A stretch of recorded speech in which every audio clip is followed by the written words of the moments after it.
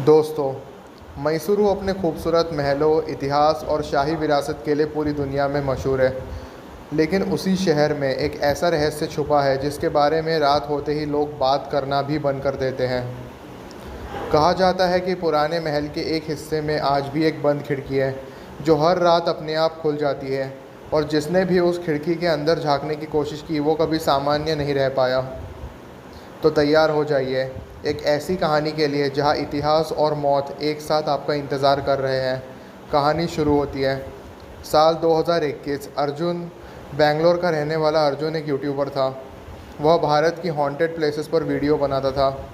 एक रात उसे एक ईमेल मिला। मेल भेजने वाले ने सिर्फ इतना लिखा था, अगर सच में भूतों पर वीडियो बनाना चाहते हो तो मैसूर पैलेस की बंद खिड़की के बारे में पता करो।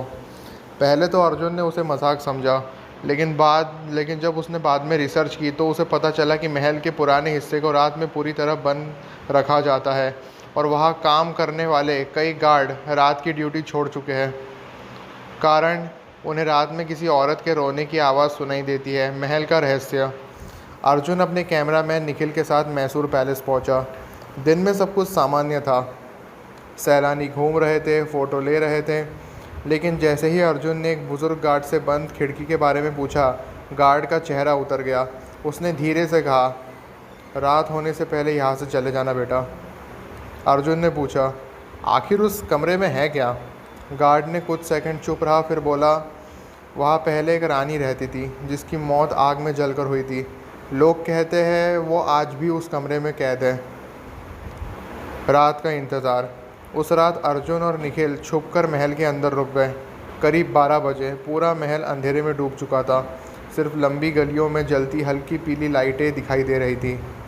अचानक ऊपर की मंजिल से पायल की आवाज़ आने लगी, छन छन छन। निखिल डर गया और बोला, भाई हमें यहाँ नहीं रुकना चाहिए। लेकिन अर्जुन वीडियो रिकॉर्ड करने में व्यस्त था। दोनों धीरे धीरे उस आवाज़ का पीछा करने लगे और करते हुए पुराने हिस्से तक पहुँचे। और फिर उन्होंने उसे देखा, एक बड़ी पुरानी खिड़की जो बाहर से लोहे की जंजीरों से बंद थी, लेकिन उसके अंदर से हल्की लाल रोशनी आ रही थी। खिड़की के अंदर अर्जुन ने कैमरा खिड़की के पास किया, तभी अंदर से किसी औरत के रोने की आवाज़ आने लगी। धीरे धीरे खिड़की अपने आप खुलने लगी। अंदर पूरा कमरा जला हुआ था। दीवारें काली, फर्श पर राख और बीच में एक पुराना आईना। अचानक आईने में किसी औरत की परछाई दिखाई दी। लाल साड़ी, जला हुआ चेहरा और सफ़ेद आंखें। निखिल चीख पड़ा, भाग अर्जुन! लेकिन अर्जुन जैसे सम्मोहित हो चुका था। वह धीरे धीरे कमरे के अंदर चला गया। जैसे ही अर्जुन आईने के सामने पहुंचा, आईने में उसकी परछाई गायब हो गई। उसकी जगह वही औरत खड़ी थी। और फिर आईने के अंदर वाली औरत मुस्कुराई। धीरे धीरे उसका हाथ आईने से बाहर आने लगा, जला हुआ काला हाथ जिससे धुआं निकल रहा था। अर्जुन पीछे हटना चाहता था, लेकिन उसका शरीर हिल नहीं रहा था। तभी उस औरत ने उसका हाथ पकड़ लिया। अर्जुन की ज़ोरदार चीख पूरे महल में गूंज उठी। मौत की तस्वीर। निखिल किसी तरह अर्जुन को खींचकर बाहर लाया। दोनों भागते हुए महल से बाहर निकले। बाहर आकर उन्होंने कैमरा चेक किया। वीडियो में सब रिकॉर्ड हुआ था, लेकिन आखिरी क्लिप देखकर दोनों के होश उड़ गए। वीडियो में अर्जुन अकेला कमरे में खड़ा था।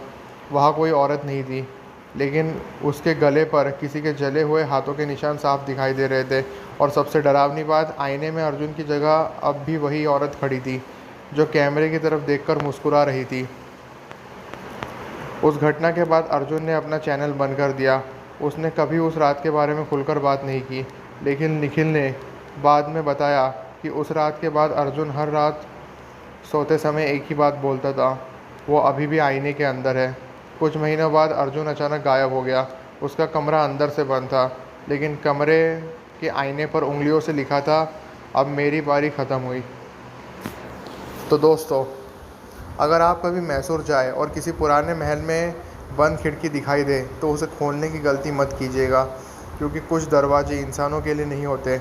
अगर आपको ये कहानी पसंद आई हो तो वीडियो को लाइक करें, शेयर करें और चैनल को सब्सक्राइब ज़रूर करें। मिलते हैं अगली डरावनी कहानी में। तब तक रात में आईनों से दूर दूर खड़ा रहिए। धन्यवाद।